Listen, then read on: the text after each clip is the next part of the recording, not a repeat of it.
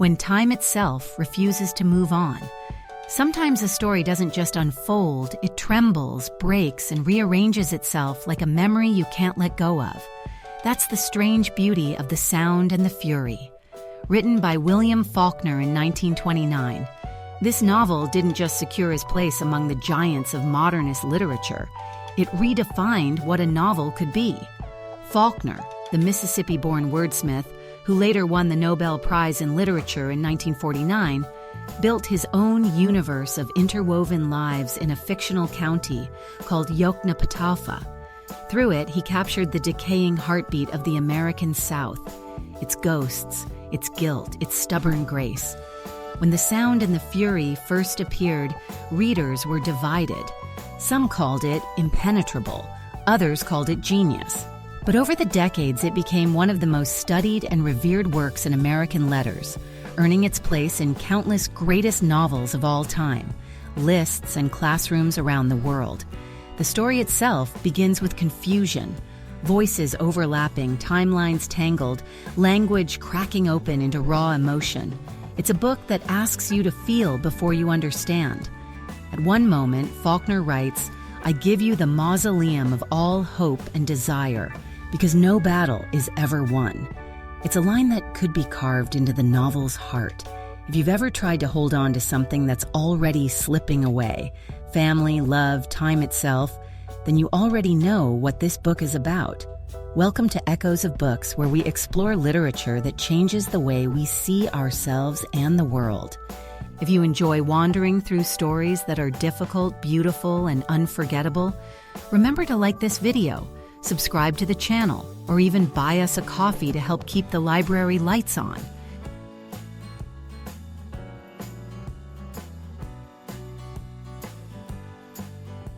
Four voices, one broken family. Let's step inside the Compson house.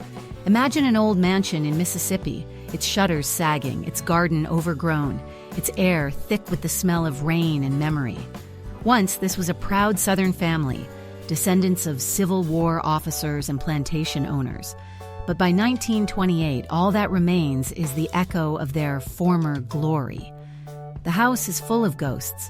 Even though most of the ghosts are still alive, the story unfolds across 4 sections, each told through a different voice, a different way of seeing the world. Faulkner doesn't hand us a straight line from beginning to end. Instead, he gives us fragments, and we must learn to listen, to see how emotion rearranges time. The first voice belongs to Benjy, a 33-year-old man trapped in a child's mind. He cannot speak, cannot reason the way others do, but he feels everything. His section is one of the most famous and infamous in American literature because it doesn't follow time at all. It moves like memory itself, slipping between moments without warning. One moment, Benjy is a child watching his sister Caddy climb a tree, her muddy drawers flashing in the sunlight, and the next, he's a grown man moaning at the sound of her name. He experiences life through smell and sound, flowers, firelight, the scent of trees, and for him, Caddy is the center of the universe. When she disappears from his life, he doesn't understand why, only that the world has lost its shape. Faulkner wrote Benjy's section in this non-linear way because it's not meant to be logical. It's meant to be pure feeling. Benjy becomes the novel's emotional core, its innocent witness to everything that falls apart. Then comes Quentin, Benjy's older brother, a Harvard student in 1910. His section is a fevered monologue, taking place on a single June day in Massachusetts. Quentin is haunted by the same thing that haunts the South itself, the obsession with honor, purity, and the past. He loves Caddy with an intensity that borders on madness, but what drives him isn't romantic love, it's the terror of imperfection. He wants to preserve her innocence, to freeze time before the world spoils her. But of course, the world always wins. In Boston, he walks the streets, counting church bells, hearing his father's voice telling him that time is meaningless. He can't bear it. That evening, he walks into the Charles River and never returns. His section reads like drowning in words, claustrophobic, lyrical, and full of despair. It's one of the most extraordinary pieces of stream of consciousness writing ever attempted. After Quentin's death, the narrative shifts to Jason, the third brother, the one who survived by becoming hard. Jason's section is written in tight, biting prose, as if the sentences themselves are clenched fists. He works in a hardware store, obsessed with money and control. He hoards his salary, cheats his niece, and blames everyone, his mother, his dead brother, Caddy, for his unhappiness. Jason's world has no poetry, no faith, no tenderness. He's the modern man of 1928 America. Cynical, angry, efficient. His cruelty is not flamboyant, it's banal. And yet, behind the sarcasm and greed, there's something almost pitiful about him. He represents the death of old ideals, the end of gentility, and the rise of a colder age. Through him, Faulkner shows what happens when pride curdles into resentment. And then comes Dilsey. The last section steps away from the Compson bloodline and into the quiet, enduring world of the family's black servant. She has been there through everything: the births, the deaths, the drunken nights, the endless sorrow. Unlike the Compsons, Dilsey believes in something larger than herself. Her faith is steady, her patience immense. On Easter Sunday, she dresses for church and listens to the preacher's voice rise through the air, saying, "I sees de beginning, and I sees de endin." The words sound like prophecy, not just for the Compsons, but for the South itself. Through Dilsey, Faulkner gives us the only hint of redemption the novel allows. She is the one who endures. But the story doesn't end in triumph. It ends in a circle.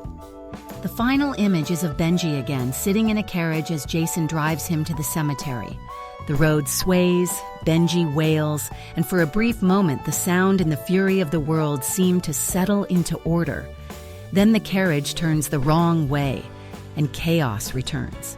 It's a scene that feels both mundane and mythic, as if the entire novel were caught in that single turning motion. A family forever circling the ruins of its own past.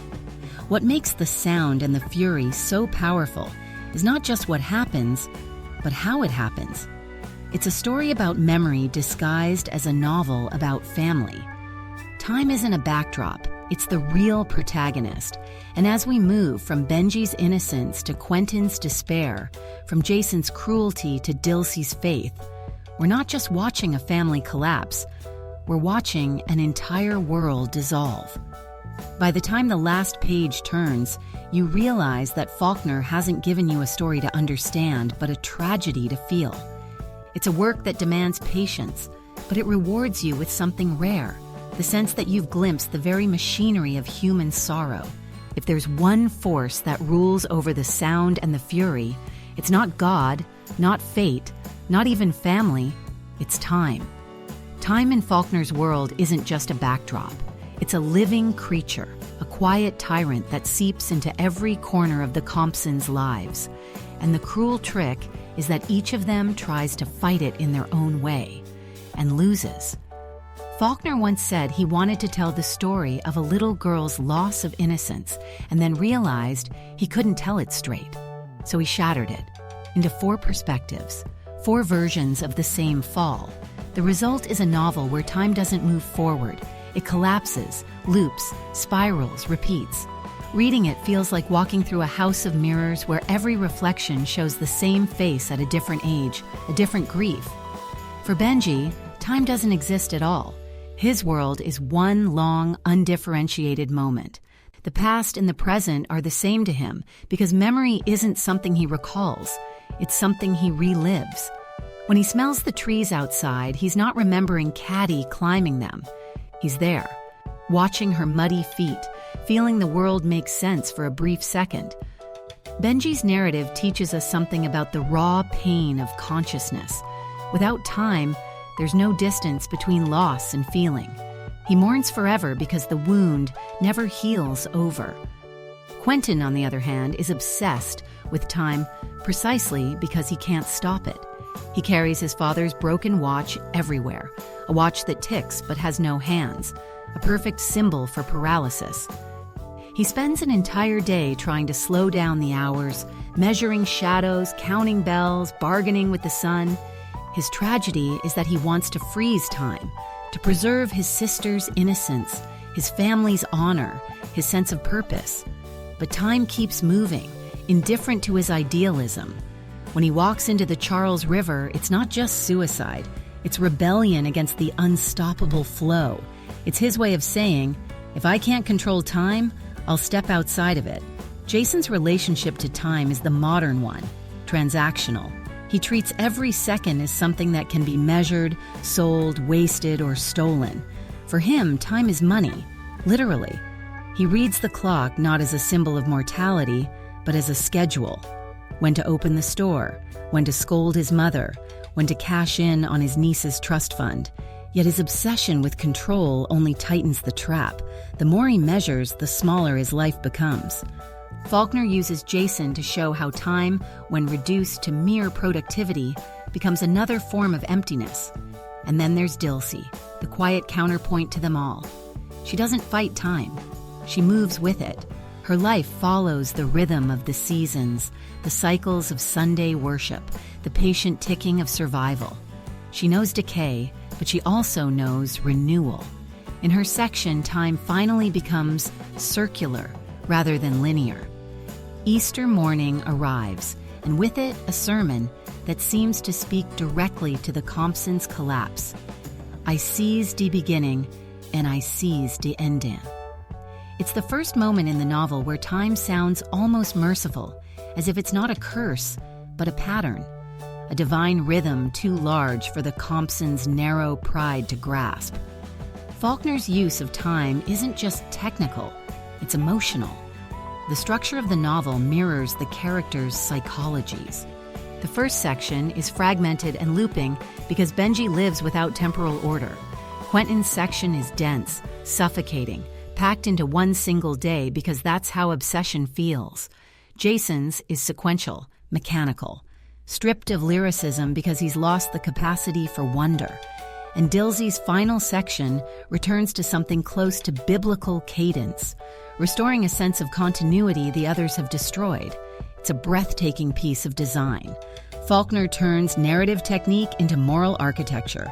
The more his characters resist the passing of time, the more they decay. Only Dilsey, who endures without illusion, survives with dignity. There's also a philosophical thread running through this treatment of time.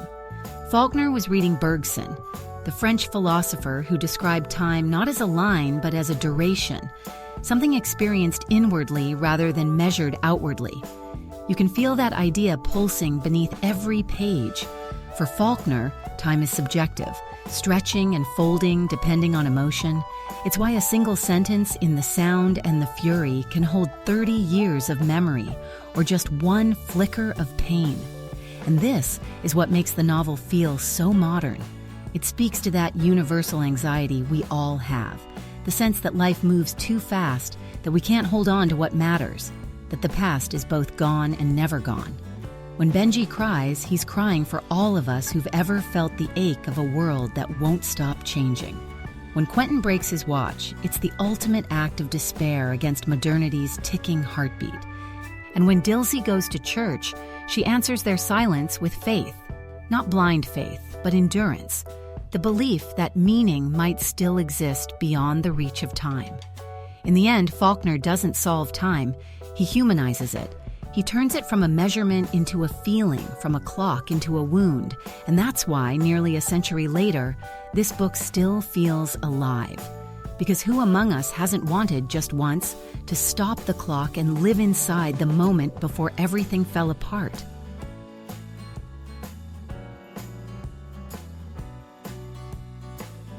The South in Ruins. To understand The Sound and the Fury, you have to imagine the South not as a place on a map, but as a ghost wandering through Faulkner's pages. It's a region caught between pride and decay, memory and guilt, still trying to make peace with a history it can't escape. The Compson family isn't just one family. They're the embodiment of an entire civilization collapsing under the weight of its own illusions. When Faulkner wrote this novel in 1929, Mississippi was still recovering from the Civil War, though more than 60 years had passed. The old plantations were gone, but the myths of the noble South lingered like perfume on a corpse. There were stories of honor, chivalry, lineage, beautiful words that tried to mask the brutal realities of slavery, poverty, and defeat. Faulkner, who grew up hearing these tales, loved and loathed them in equal measure. He once said, "The past isn't dead. It isn't even past. In the sound and the fury, that idea becomes flesh." The Compsons are haunted not by ghosts, but by memory itself. Mr. Compson, the father, embodies this spiritual exhaustion.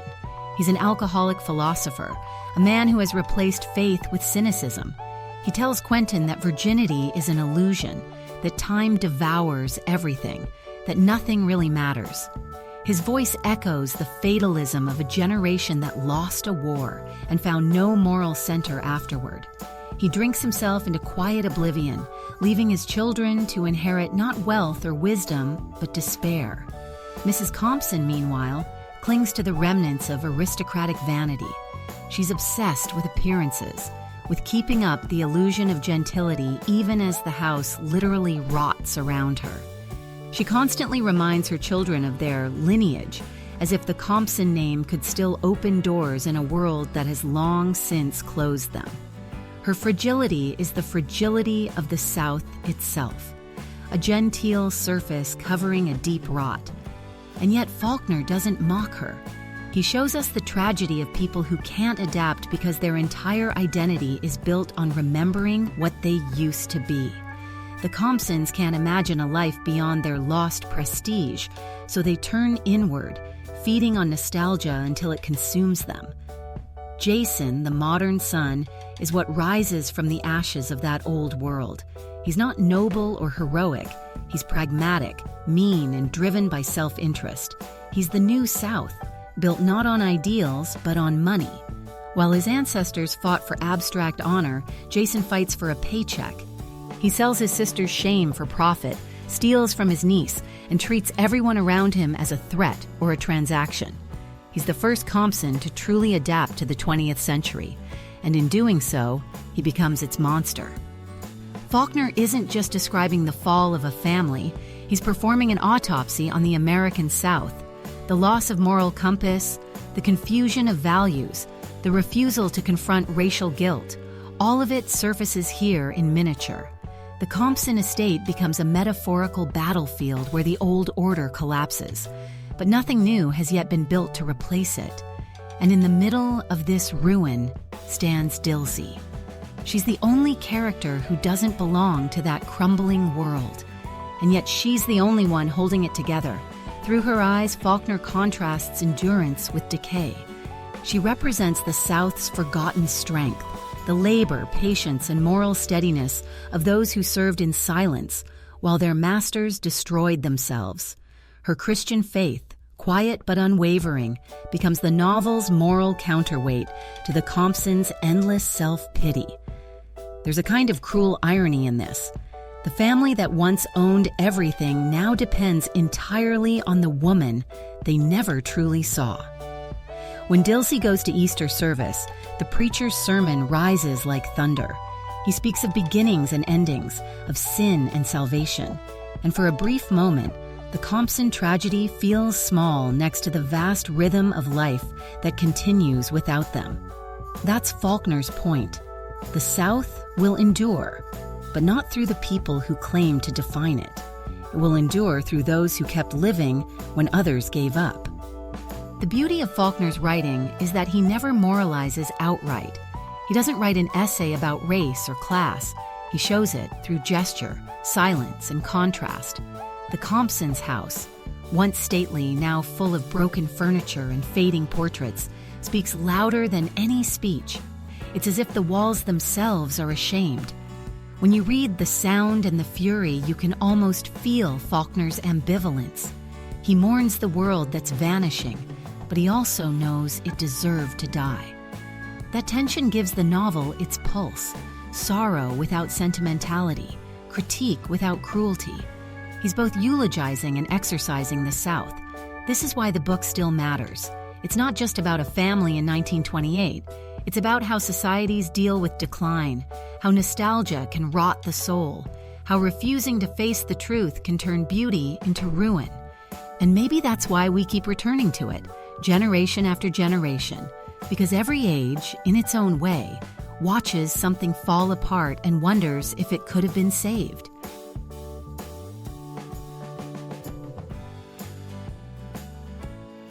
Voices and silence. Who gets to speak? One of the most striking things about the sound and the fury is how loud it feels, even though so much of it is about silence. It's a book full of voices, shouting, whispering, remembering, but beneath them all is a quiet question. Who actually gets to tell the story? And maybe even more importantly, whose story never gets told at all? From the very beginning, Faulkner gives us a chorus of narrators: Benjy, Quentin, Jason, and finally the unseen voice that guides us through Dilsey's section. Each speaks with a different rhythm, a different texture of pain, but there's one person we never hear from directly: Caddy. The entire novel revolves around her, and yet she never says a word in her own voice. Caddy is the missing note in the Compson symphony. She's the sister who loves too deeply, the girl who grows into a woman the family can't forgive. When she climbs the tree as a child to peek into the window where her grandmother's body lies, it's not just curiosity, it's rebellion. She's breaking through the barriers that separate innocence from experience, but the men around her, her brothers, her father, even the author himself, can only see her through their own distortions. To Benjy, she's purity incarnate. To Quentin, she's sin and salvation all at once. To Jason, she's disgrace. The woman herself disappears inside their projections. That's Faulkner's genius and his cruelty. He builds a story about obsession, loss, and memory, but the person everyone obsesses over is denied the chance to speak for herself.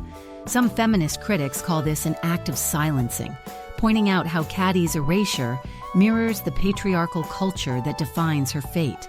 Others argue that her absence gives her power, that she becomes a symbol so luminous, so untouchable, that no single perspective could ever contain her. Either way, she's the novel's gravitational center, the figure whose silence makes all the noise around her meaningful. And then there's Dilsey, the one character whose strength comes not from being talked about, but from enduring quietly. In the final section, she's given narrative space, but not a voice of her own. The narration shifts to a detached third person, as if even her story must pass through a filter. Yet within that constraint, Dilsey radiates something extraordinary: moral clarity.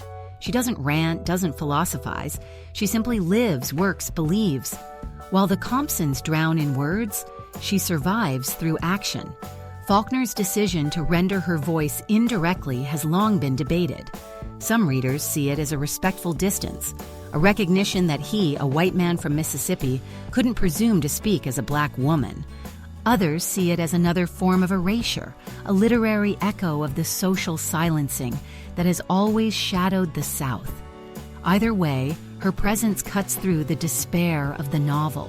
When she attends the Easter service and listens to the preacher's sermon, her quiet amen carries more weight than all of Jason's shouting or Quentin's tortured monologues.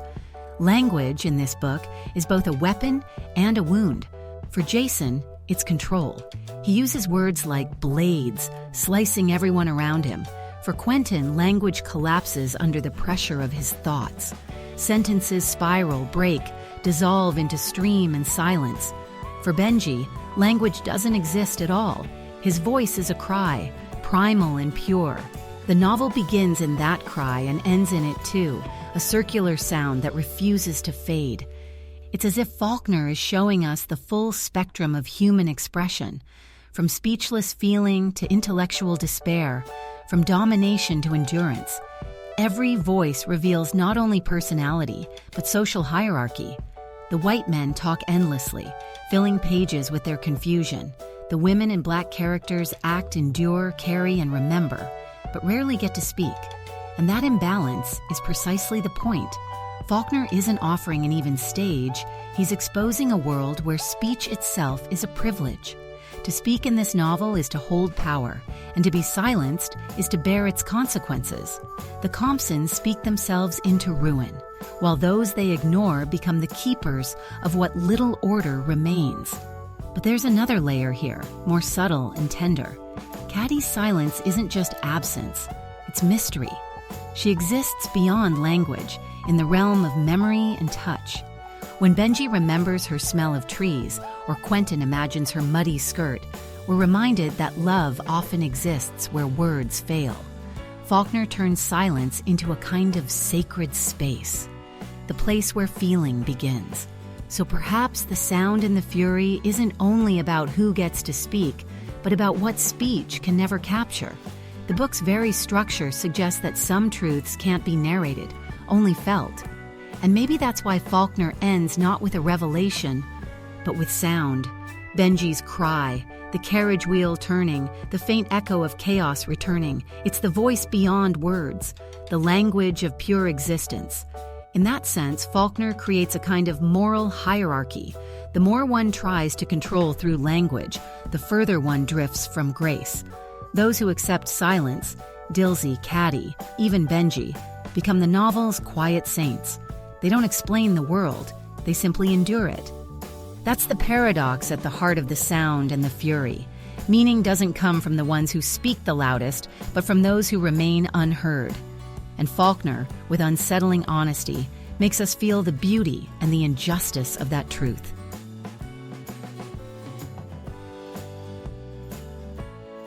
Meaning in madness, the poetics of fragmentation. If you've ever tried to read the first pages of The Sound and the Fury and felt completely lost, don't worry, you were meant to. Faulkner didn't write this novel to be understood at first glance. He wrote it the way memory feels when it starts to unravel, confused, looping, beautiful, and full of hidden rhythm.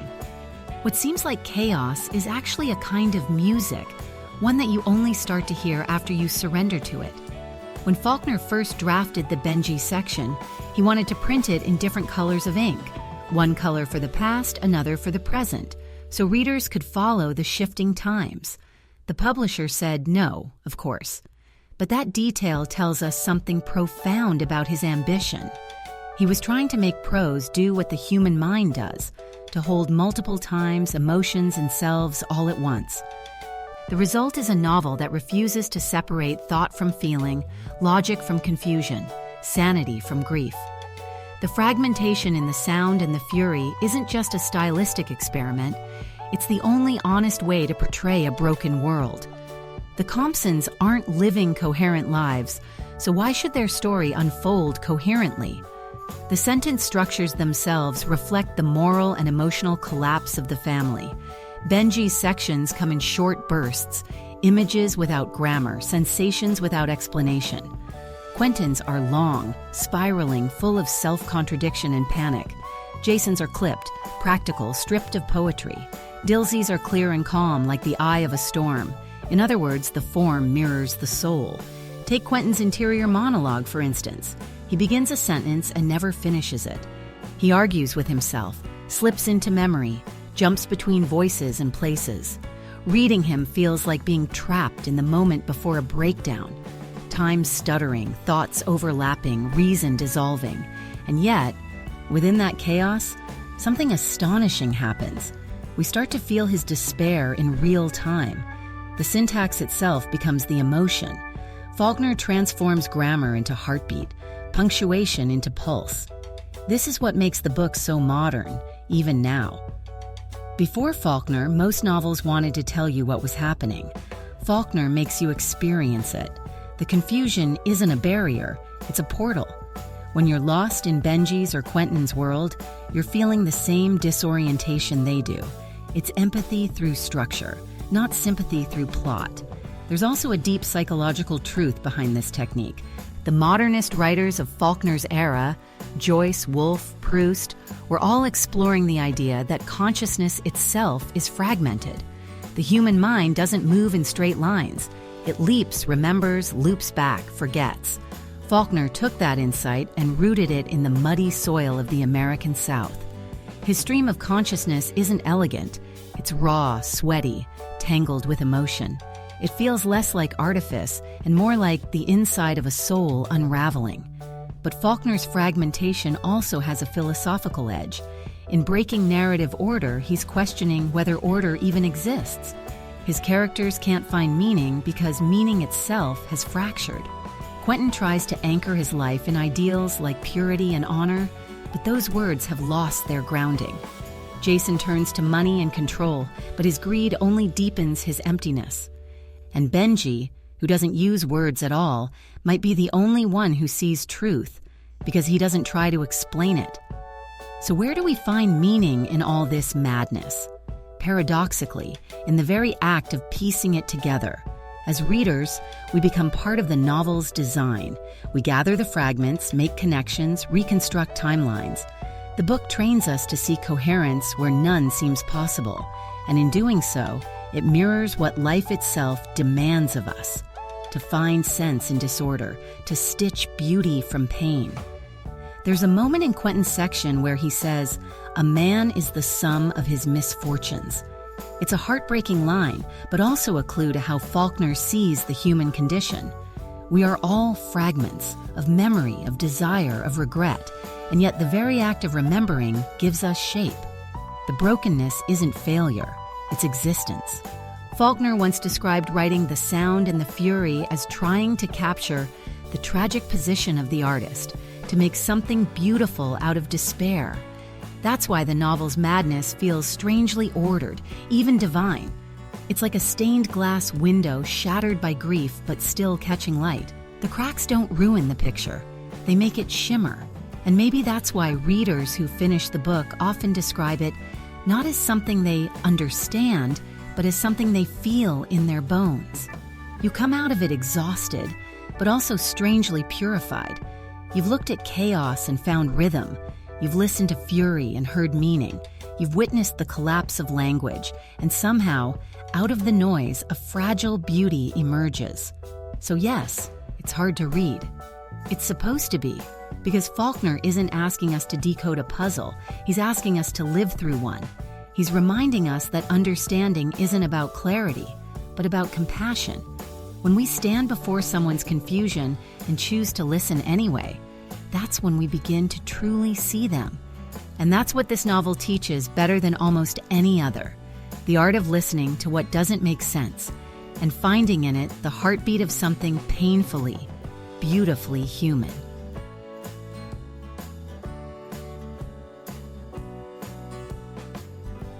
Endurance and Redemption, Dilsey's Faith. After all the noise, the fury, the cries, and the fragments, Faulkner gives us one final voice, or rather, one final presence. It belongs to Dilsey, the Compson's black servant, the woman who has seen everything crumble and still gets up in the morning to make breakfast.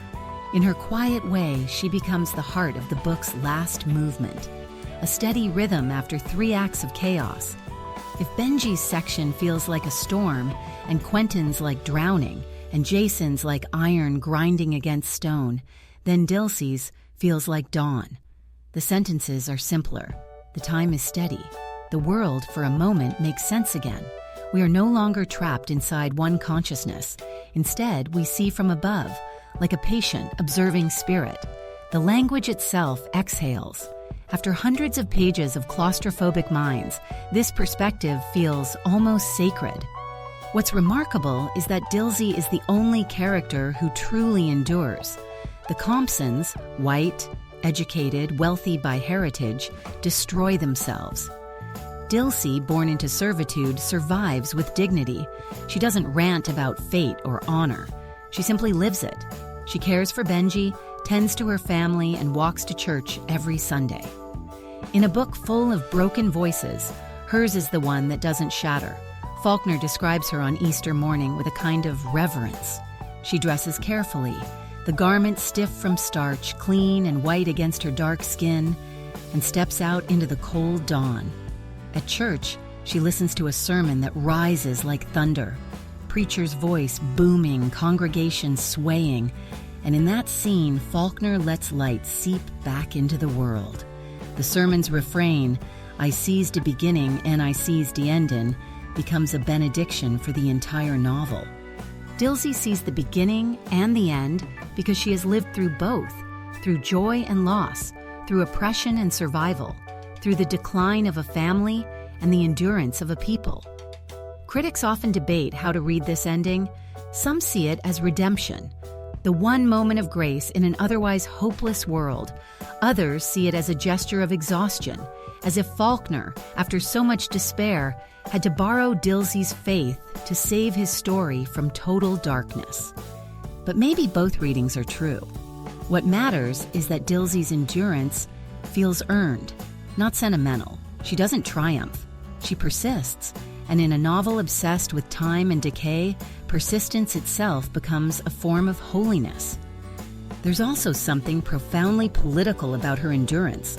Remember, this is 1929 Mississippi.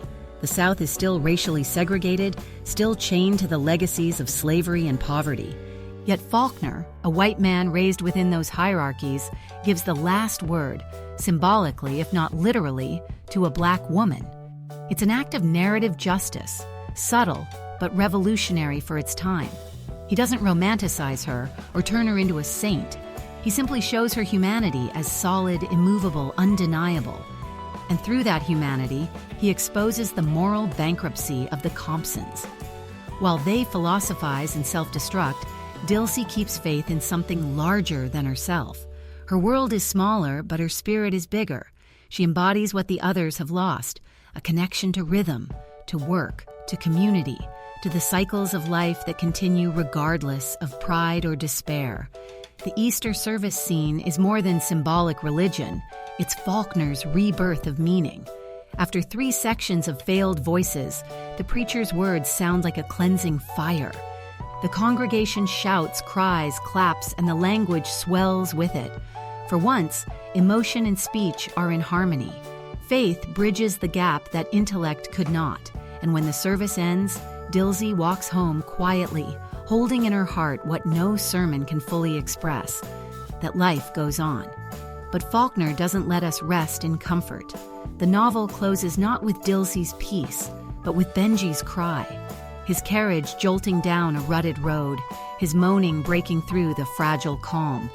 For a brief moment, the world feels aligned, Benjy's anguish stilled by the predictable order of the road, and then it slips again. Chaos returns, as it always does. That final image tells us something essential about Faulkner's view of redemption. It's never absolute. The world doesn't heal, it endures. Dilsey's faith doesn't erase suffering, it transforms it into patience. In her, we see the only kind of salvation Faulkner truly believed in, the salvation of persistence, of compassion without illusion. In her stoic grace, Dilsey becomes a moral witness not just for the Compsons, but for the entire South. She has watched generations rise and fall, and she knows that history doesn't move forward in neat lines. It circles, stumbles, repeats. She doesn't try to fix it, she simply refuses to let it break her. It's tempting to call her the novel's hero, but she's something quieter than that. She's the heartbeat that doesn't stop when everything else collapses. In a story about time, she represents eternity, not the eternity of heaven or myth, but of human resilience, of people who keep going because they must.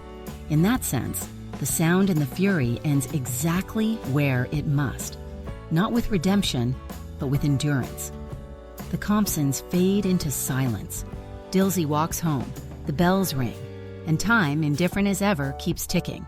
Conclusion. The sound still echoes. Every great novel leaves an aftertaste, a quiet vibration that lingers long after the last page. With the sound and the fury, that echo is the sound of something both collapsing and enduring at once. A family dies, but life continues. Words fail, but meaning hums underneath. Time slips, but love, however broken, refuses to disappear. When Faulkner wrote this book, he wasn't just telling the story of the Compsons. He was holding a mirror to the human condition itself. We're all haunted by our own lost worlds, the childhoods we can't return to, the people we can't save, the mistakes we can't undo. And yet, like Dilsey, we keep walking. We endure. It's easy to read The Sound and the Fury as pure despair, a masterpiece of decay and futility. But listen closely, and there's something more tender underneath. In Benjy's confusion, there is innocence. In Quentin's madness, there is love. In Jason's anger, there is fear. And in Dilsey's faith, there is a kind of quiet redemption. Not the redemption of triumph, but of endurance. Faulkner once said that his goal was to portray the human heart in conflict with itself. That's exactly what this novel does. It dissects the heart, shows its fractures, and somehow makes beauty out of its brokenness. It reminds us that clarity isn't the same as truth. Sometimes, truth is fragmented, messy, contradictory, and yet still achingly real. That's why the book endures. Because deep down, it's not really about the South, or even about one doomed family. It's about the struggle to make sense of being alive in a world that never stands still. We read Faulkner not for answers, but for recognition. In his confusion, we see our own. And maybe that's the quiet miracle of The Sound and the Fury, that out of all its noise, it teaches us to listen, to the voices we ignore, to the silences we fear, to the faint pulse of meaning that survives even when language breaks apart. Nearly a century later, Faulkner's novel still speaks, not in the booming tone of certainty, but in a whisper that feels eternal. It tells us that memory is not a curse, that even in ruin there is rhythm, and that sometimes the only way to survive time is to accept it. So here's the question I want to leave with you. If every family carries its own Compson-like ghosts, what do we inherit from our pasts? And what can we finally choose to let go of? If you've ever stood in that strange space between love and loss, between remembering and moving on, then you already understand Faulkner's world. It's yours too. Thank you for spending this time with Echoes of Books. If this journey through Faulkner's tangled masterpiece spoke to you, remember to like the video, subscribe to the channel, or share it with someone who loves literature that challenges the heart. Every bit of support helps us keep these stories alive. One voice, one book, one echo at a time.